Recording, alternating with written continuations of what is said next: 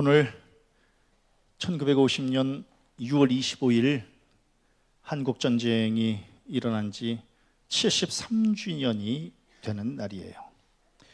평소에 전쟁에 대해서 별로 생각하지도 않고 그냥 무감각하게 이렇게 지냈는데 달력을 보니까 오늘이 6월 25일이더라고요. 그러면서 빨간 색깔 글씨가 그냥 눈에 확 이렇게 들어오더라고요.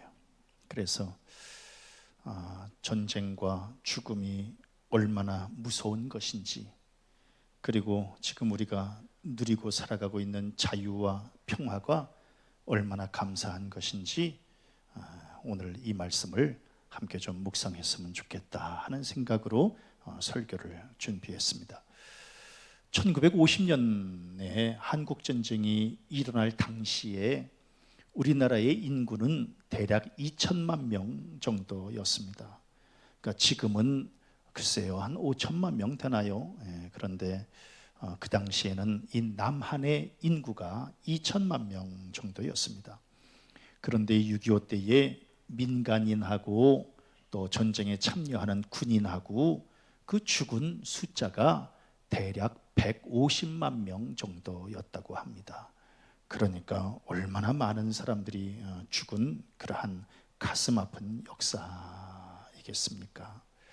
특별히 우리나라의 이 전쟁은 같은 민족끼리, 같은 결의끼리, 같은 혈족끼리 이렇게 싸우고 죽인 것이기 때문에 말 그대로 동족상잔의 아픔을 겪었다, 이렇게 그냥 말씀을 드릴 수 있을 겁니다. 지금도 지구촌 곳곳에서는 싸움과 전쟁이 끊이지 않고 있어요. 세상에 작년 2월 달에 러시아, 우크라이나 이 전쟁이 발발했는데 그때만 해도 뭐 일주일, 2주일이면 그냥 전쟁 끝난다, 이렇게 생각들을 하고 말들을 했는데 벌써 1년이 훌쩍 넘을 동안 지금 그 전쟁이 이어지고 있습니다. 이 전쟁 때문에 우크라이나 사람들, 민간인하고 군인들하고 지금 대략 1년 동안 20만 명이 죽었습니다. 그러니까 엄청 많은 숫자가 죽은 거예요. 그리고 러시아의 군인들, 물론 러시아는 민간인들은 그렇게 피해가 없지요. 왜냐하면 전쟁을 러시아가 아니라 우크라이나 땅 안에서 지금 치르고 있기 때문에. 그래서 러시아의 군인들만 지금 대략 13만 명 정도가 죽었습니다. 그래서 이 전쟁 1년 동안에 죽은 사람만 해도 벌써 33만 명 정도가 지금 죽은 아주 큰 전쟁을 지금 치르고 있는 겁니다. 생각해 보면 도대체 무엇을 위한 전쟁이고 누구를 위한 죽음인지 정말 너무 가슴이 아픈 것 같아요. 아무것도 얻는 것 없이 그냥 죽어나가고 있는 지금 이러한 상황에 우리는 지금 처해 있습니다. 어디 이뿐이에요? 지금 북한은 연실 지금 핵무기를 개발하면서 지금 핵무장에 힘쓰고 있어요. 지금 경제적으로 그렇게 어려운데 전쟁 준비를 하고 있으니 이런 바보 같은 짓이 세상에 어디 있어요? 아니, 무기 개발할 돈으로 좀 백성들 먹거리나 좀 이렇게 해결해 주면 좋지. 지금 백성들은 저렇게 힘들어하고 있는데, 그런데 무기 지금 개발해서 전쟁을 준비한다라고 하는 것처럼 이것처럼 어리석은 일이 어디 있어요? 아니, 요즘은 왜 딸내미를 그렇게 데리고 다녀? 아니, 딸내미한테, 그 어린 딸한테 전쟁 준비하는 거를 그걸 보여줄 일입니까? 그것도 지 애미하고 똑같이 생긴 딸을. 아니, 난 도대체 이해할 수가 없어요. 그게 아버지로서 할 짓이에요. 아니, 왜 전쟁 무기를 왜 그 딸한테 그렇게 보여줘? 난 그거 이해할 수가 없어. 그것처럼 지금 어리석은 일을 지금 그렇게 하고 있는 거예요. 목사님, 그럼 칼과 총만 가지고 전쟁하면 전쟁입니까? 아이고, 말도 하지 마세요. 아니, 지금 우리나라 이 정치가 대통령 바뀌었으면 글쎄요, 그냥 제 생각으로는 한 2년 정도는 그냥 조용히 지켜봐주고, 그리고 좀 법안도 좀 통과시켜주고, 그러면서 한번 일할 수 있도록 좀 기회를 주고, 그러면서 2년 정도 지난 다음에 평가해보고 좀 이래야 이게 정상적이지 않을까. 아니, 대통령 바뀌고 지금 1년 넘도록 계속해서 싸움만 하고 있는 거예요. 그냥 전쟁만 치르고 있는 거예요. 예? 그냥 사사건건 반대하고 대립하고 입만 열면 그냥 거친 말로 공격하고, 이게 우리 국민들에게 어떤 악영향을 끼치는지를 전혀 생각하지 못하고 있어요. 얼마 전에 그 정당 대표가 연설을 하는 날, 세상에 그냥 그 국회의사당 2층에 그 초등학교 애들을, 국회 견학을 하러 온 애들을 그 2층에 다 앉혔다고 그래요. 그런데 그 2층에서 그 어른들이 그 국회를 운영하는 거를, 그걸 보고 그 애들이 무슨 생각을 했을까? 예? 그냥 2층에 우리 어린아이들이 있는데 아래층에서 그냥 어린애들이, 이 어른들이 그냥 그렇게 싸우는 거예요. 예? 그냥 고함을 치고 연설하는데 방해하고 소리 지르고 삿대질하고 이런 것들을 그 어린아이들이 다 봤으니 우리 아이들에게 어떤 악영향을 끼칠까, 이제 이런 생각을 갖게 됐어요. 한쪽은 잃어버린 정권 되찾아야 된다라고 그렇게 그냥 악에 바쳐서 저러고, 또 한쪽은 어렵게 얻은 권력 이거 놓치면 안 된다고 저렇게 하고 있으니 이게 도대체 이 전쟁이 언제나 끝날까? 온통 싸움이에요. 눈만 뜨면 싸워요. 지금 미국과 중국은 지금 굉장히 극심한 냉전 상태에 놓여져 있어요. 우리나라 미국과 중국 사이에 껴가지고 지금 너무너무 힘들어요.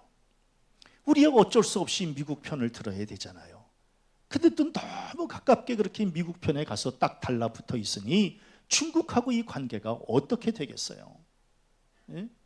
우리나라 밉든 곱든 중국하고 이 무역 이 교역 1위잖아요. 아주 쉬운 예로 우리나라가 중국의 물건을 팔아야 먹고 살 수 있는 나라예요. 우리나라 무역의 23% 정도가 중국에 수출을 해요. 그런데 그 23% 정도의 수출을 해서 돈을 벌어서 우리나라가 먹고 사는데 지금은 15% 정도밖에는 안 된다는 거예요. 왜? 중국에서 물건을 사주지 않는 거예요. 기분 나쁘다고. 우리가 이렇게 미국하고 딱 달라붙어 있어서 기분 나쁘다고. 예? 그러니 이걸 어떻게 했으면 좋겠어요. 그런데 요새 미국하고 중국하고 굉장히 서로 막 대화하고 오고 가고 손잡고 이래요. 자기네들은 자기네들 살으려고 그렇게 서로 그냥 손잡고 이래요. 우리만 지금 어렵게 생겼어요.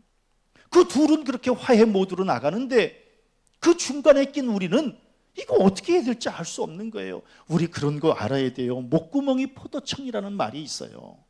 우리 백성들 경제적으로 힘들면 절대로 행복할 수 없어요. 그래서 어떻게 해서든지 중국하고 관계를 좋게 만들어야 돼요. 그렇지 않으면 우리 경제를 회복할 수가 없는 거예요. 지금 우리는 이런 상황에 지금 놓여져 있어요. 저는 물론 대통령이 일본하고 관계 정상화를 위해서 손을 잡는다? 어쩔 수 없어요. 잡을 수 있다고 생각해요. 그것은 그냥 대통령의 결단이니 그냥 잡을 수 있다, 그렇게 생각해요. 그런데 지금 손 잡자마자 후쿠시마 원전의 이 오염수 방류 문제 때문에 지금 이 땅의 정부와 어업에 관련한 사람들 끊임없이 지금 전쟁하고 있어요. 이걸 어떻게 했으면 좋겠어요? 네? 어업에 관련 있는 사람들 지난 3년 동안 코로나 때문에 장사 못했어요. 그런데다가 지금 또 이제 여름 됐잖아요. 여름에 회 안 먹잖아. 그러니까 또 장사 또 안 돼. 또 얼마 전에 또 뉴스에 또 비브리오 폐혈증 또 발생했다고 그러잖아요. 그러니까 또 장사 안 돼. 7월 달부터 이 오염수 또 방류한다 그러잖아요. 그렇게 되면은 또 장사 안 돼. 그러니 이걸 어떻게 했으면 좋겠어요. 그러니까 이게 지금 끊임없는 전쟁을 지금 치르고 있어요. 곳곳에서 전쟁 중이에요. 전쟁은 승자도 패자도 없는 모두가 패자가 되는 인간의 가장 어리석은 행위라고 말해요. 그런데 우리는 지금 이런저런 이유로 전쟁을 벌이느라고 몸과 마음이 아주 피곤해 지쳐 있는 거예요. 그러면 전쟁은 왜 일어나는가? 이제 영적인 해석을 해보면 전쟁은 사단이 개입하는 거예요. 쌍방간에 사단이 개입하게 되고 둘 사이에 악령이 역사하는 거예요. 예를 들어서 아담이 하와에 대해서 이는 내 뼈 중에 뼈요 살 중에 살이라 라고 이야기하잖아요. 서로 사랑의 고백을 하는 거예요. 사랑의 고백을 한 다음에는 어떻게 돼요? 그의 아내와 합하여 둘이 한 몸을 이룰지로다. 사랑했기 때문에 서로 결혼하게 된 거예요. 이 결혼할 때까지만 해도 이 둘 사이에서는 하나님의 영이 들어가 있었어요. 성령이 들어가니 하나님의 영을 그 안에 불어넣으시니 생기가 되고 생명이 되고 성령의 지배를 받게 된 거예요. 성령의 지배를 받게 되면 서로 사랑하는 관계가 돼요. 싸우지 않아요. 전쟁을 치르지 않아요. 그런데 그 틈에 악령이 들어가요. 성경에 보면은 간교한 뱀이라 그래요. 간교한 뱀은 사단이에요. 사단이 여자의 마음을 들쑤셔놔요. 그래서 사단의 꼬임에 넘어가요.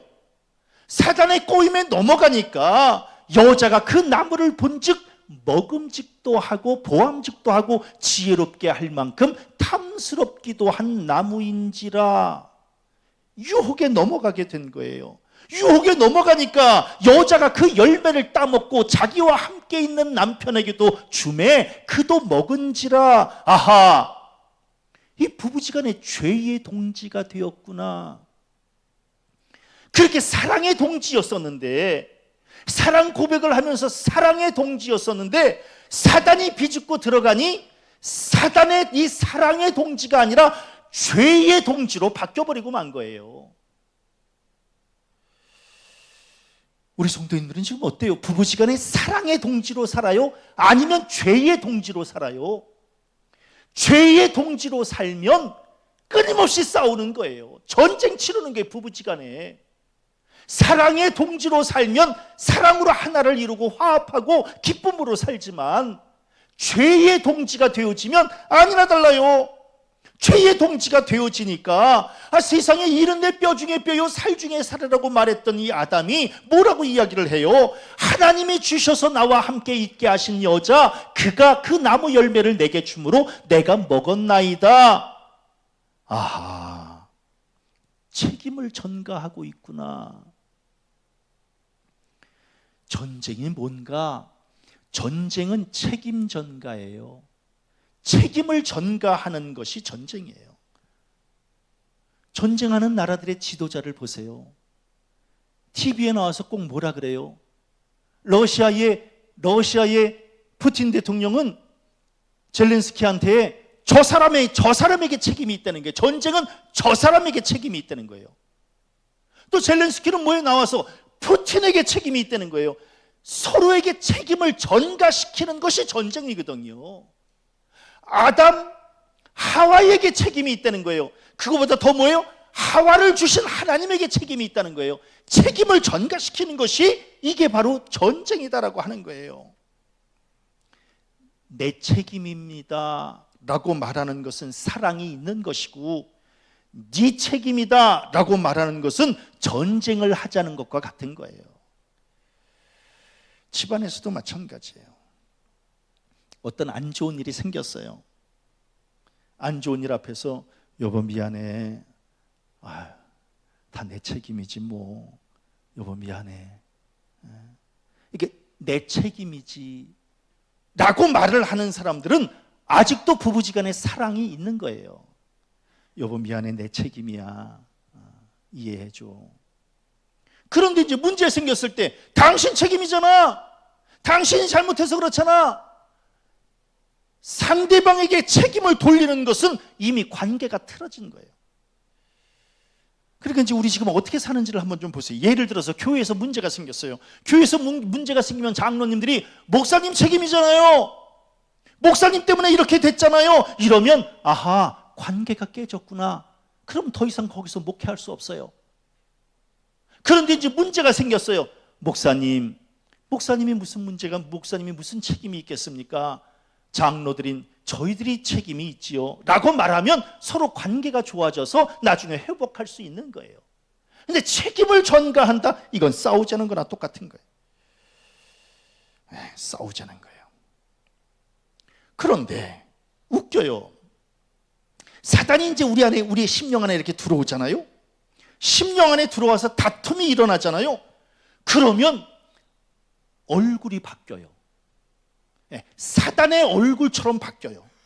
사랑할 때의 얼굴은 그렇게 이쁘잖아요. 저희 집사람 그렇게 이쁘잖아요. 아멘 안 하잖아. 저희 집사람 그렇게 이쁘잖아요.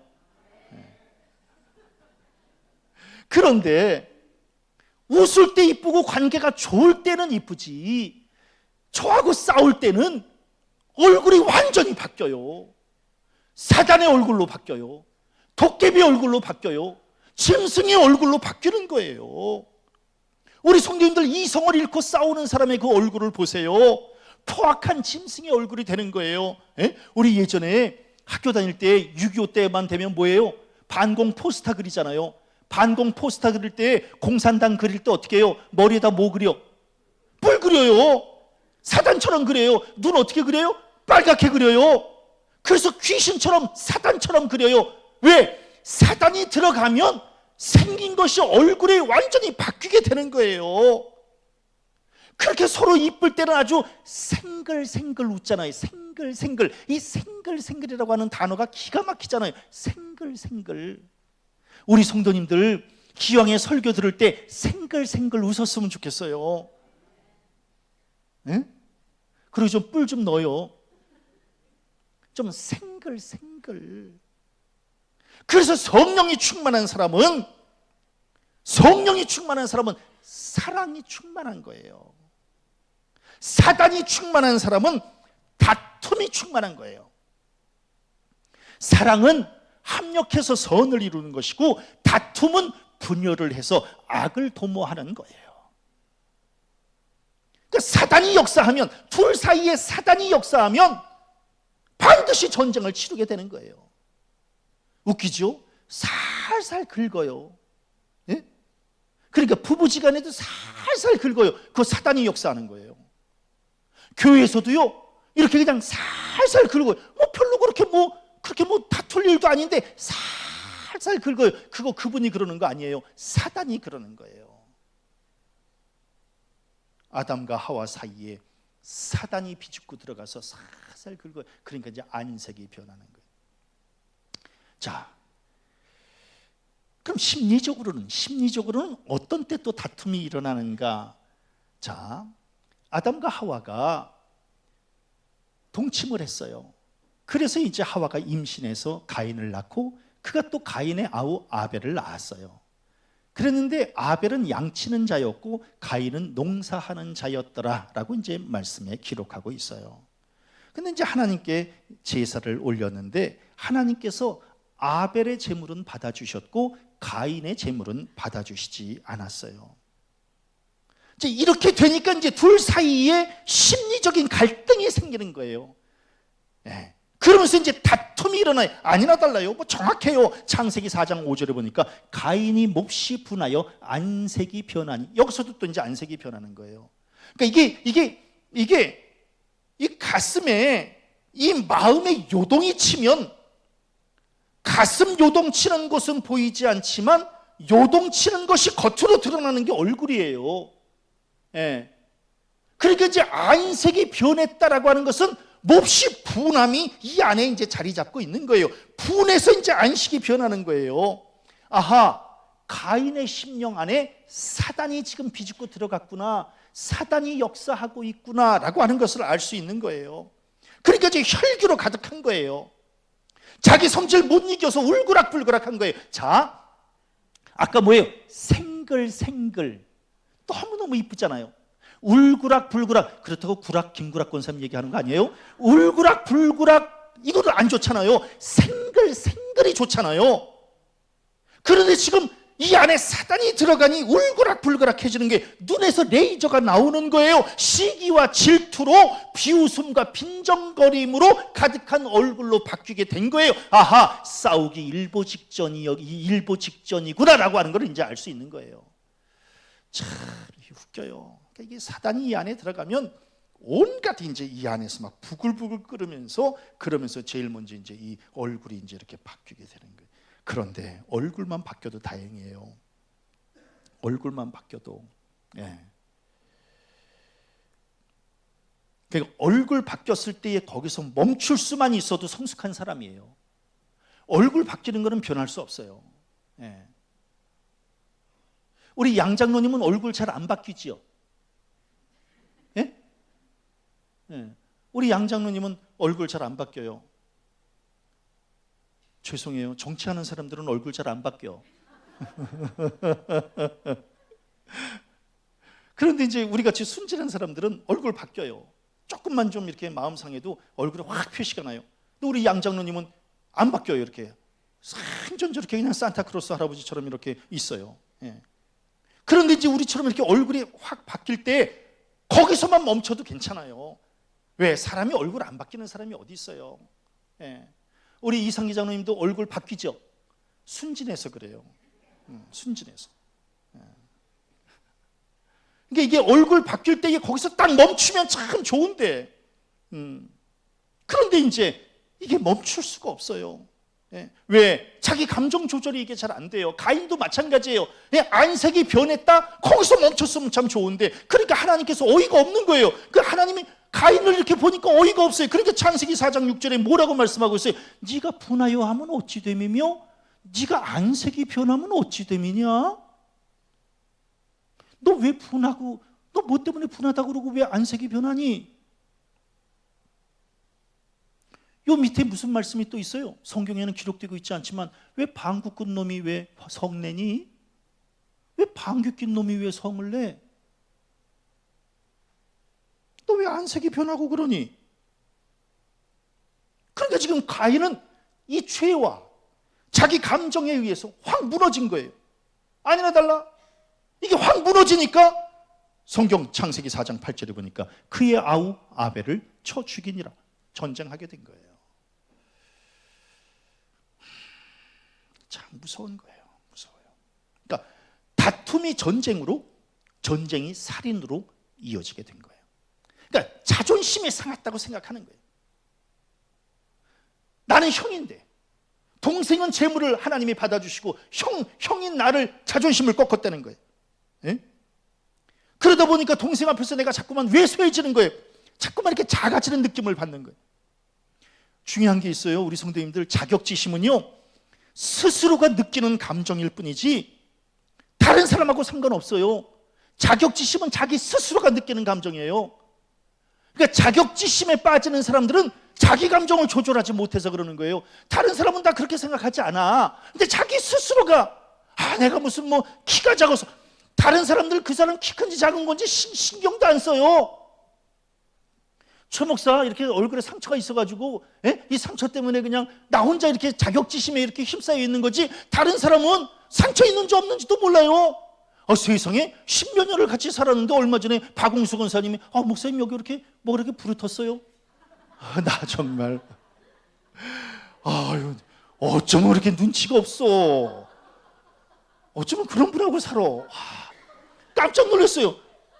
아니 그럼 13년 동안 나 여기 상처 있는 것도 모르고 목사님 요새 몸이 좀 안 좋으신 모양이에요. 이렇게 부르텄어요. 이래. 그러니까 나만 스스로 지금 이렇게 지금 20몇 년 동안 이게 얼굴에 이렇게 상처가 있어서 이게 참 나 스스로가 겪는 자격지심일 뿐이지 다른 사람들은 더 중요한 얘기 해줘요. 다른 사람들 내 얼굴 기억도 못해요.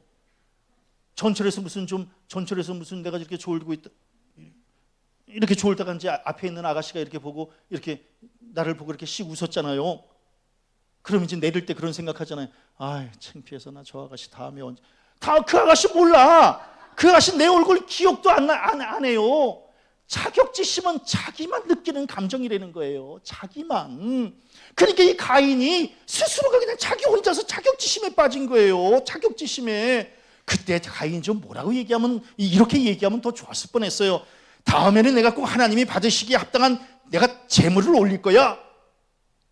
좋잖아요. 이런 얘기. 아벨아, 넌 참 좋겠어. 축하해. 이런 얘기 해주면 좋잖아요. 야, 그 비결이 좀 뭐니? 나한테 좀 그 재물을 바치는 좀 비결 좀 가르쳐 줄 수 있어? 얼마나 멋있어요. 그게 아니라니까요. 그냥 죽이는 거예요. 자기 감정에. 그러면서 그냥 복수의 칼날을 갈고 그러면서 자기 동생을 죽이는 거예요. 전쟁은 이런 거예요.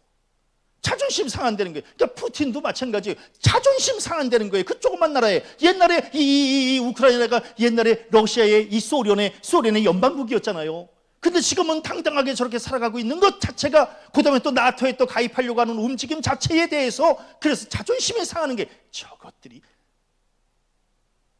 그러니까 안타까운 거예요.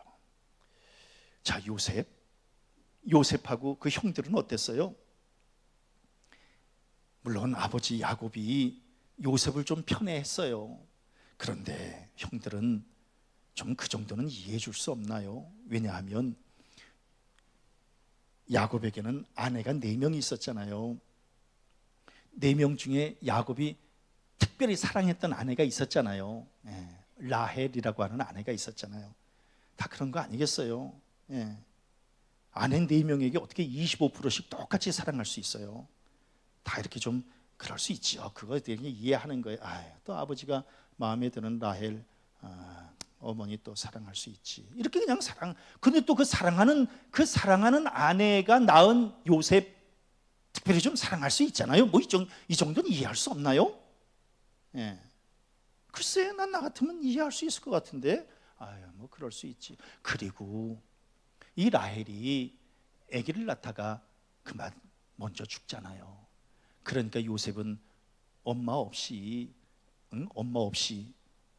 그렇게 성장했던 그런 아들 아니겠어요. 그러니까 특별히 좀 이렇게 정이 가는 것도 있지 않겠어요. 그러면은 그럴 수 있지. 이렇게 좀 생각해 주면 좋은데.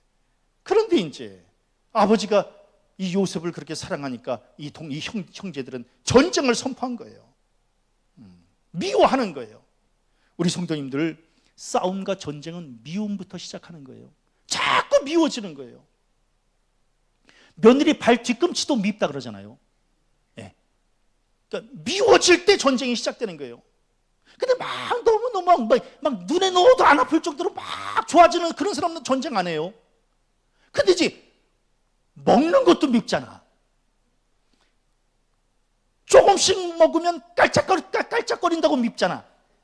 그래서 또 많이씩 먹으면 또 퍽퍽거리고 먹는다고 또 밉잖아. 뭘 해도 미운 거예요. 그러니까 이 미우면 전쟁이 시작되는 거예요. 아니나 달라 오늘 성경 말씀 4절에 보니까 이 형제들이 그를 미워하여, 5절에 보니까 그들이 그를 더욱 미워하였더라. 8절에 보니까 그를 더욱 미워하더니, 이 미움이 계속해서 좀 지속되고 있는 거예요. 이 미움의 고리를 풀고 브레이크를 밟아야 되는데 미움의 악셀을 계속해서 밟고 있는 거예요. 이러면 이제 어려워져요. 이러면 전쟁이 일어나게 돼 있어요. 그러니까 거기서 멈춰야 되는 거예요. 미워하여, 여기서 멈춰야 되는데 이게 멈추지를 못하는 거예요. 미워하였더라. 더욱 그를 미워하더니, 이게 참 뭔가 일이 터지게 생겼구나. 아니나 달라요. 미움이 발전하니 11절에 보니까 그의 형들은 시기하되 이제 바뀌게 되는 거고요. 그 다음에 또 뭐예요? 18절에 보니까 죽이기를 꾀하여 23절에 보니까 채색 옷을 벗기고 20절에 보니까 구덩이에 던지니 28절에 보니까 은 20의 그를 이스마엘 사람들에게 팔매. 이렇게 되고 마는 거예요. 결국은 멈추지 못한 미움은 폭력과 인신매매로까지 발전하게 된 거예요. 아주 나중에 요셉하고 그 형들하고 이제 나름대로 화해하잖아요. 화해하고 나서 이 형들한테 이 요셉이 뭐라 그러는지 아시겠어요? 요 말씀도 굉장히 재밌어요. 뭐냐면 당신들은 길에서 다투지 말라, 이런 얘기를 해요. 이게 무슨 얘기냐 하면 모든 관계를 깨뜨리는 것이 다툼이기 때문에 제발 다투지 마세요. 교회도 마찬가지예요. 사랑이 풍성하면 작은 교회도 큰 교회가 되는 거고, 다툼이 있으면 큰 교회도 한순간에 작은 교회로 전락하고 마는 거예요. 다퉈서는 안 되는 거예요. 그래서 오늘 성경 말씀에 뭐예요? 사람이 내게 악을 행하지 아니하였거든 까닭 없이 더불어 다투지 말며 포악한 자를 부러워하지 말며 그 어떤 행위도 따르지 말아라. 까닭 없이 다투지 말라는 거예요. 다투지 말아라. 제가 이제 오늘 주보에다가 그런 글을 썼어요. 요새 제가 목회하는 이 목회가 이제 목사로서의 목회가 아니라 아버지로서의 목회의 이 감정이 이제 자꾸만 저에게 이렇게 들어요. 그래서 이제 지금은 그냥 일로서의 목회가 아니라 그냥 이렇게 삶으로서의 목회가 자꾸만 제 마음에 이렇게 와서 닿아요. 그러면 아버지의 이 부모님의 가장 큰 아픔이 뭐예요? 가장 큰 아픔은 형제지간에 싸우는 거예요. 우리 큰아들하고 작은아들하고 사이가 좋으면 아버지는요 굉장히 흐뭇해요. 든든하고요. 근데 큰아들하고 작은아들하고 싸우면은요 너무너무 힘들어요. 보통 문제가 아니에요. 교회에서도 마찬가지예요. 교인들끼리 서로 사이좋게 지내면은 제가 그래서 요새 너무 행복해요. 그래서 그 행복한 걸 오늘 주부에다가 그렇게 글을 쓴 거예요. 교인들끼리 그냥 너무너무 잘 지내요. 그냥 막 속해서 선교해서 막 잘 지내. 그러면 그것을 보는 목사는 목회의 보람도 느끼고 아주 행복해요. 그런데 교인들 간에 막 서로 싸우면은요 이거 어떻게 할 수가 없어요. 어떻게 할 수가 없어.